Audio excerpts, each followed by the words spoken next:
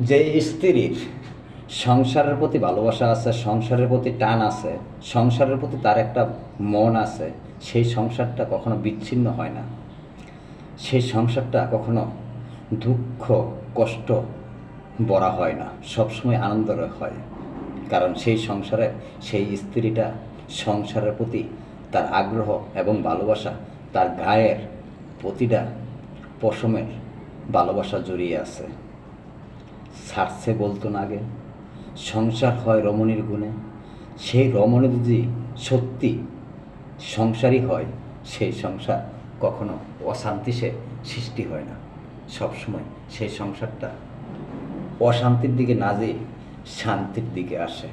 তবে সেই সংসারটা যদি টিকে থাকতে চান, রাখতে চান, সেই স্ত্রীর মূল 1 নম্বর কারণ হলো সেই সংসারে যত দুঃখ কষ্ট আছে সবই তার গুছায় নিতে হবে, বুঝতে হবে।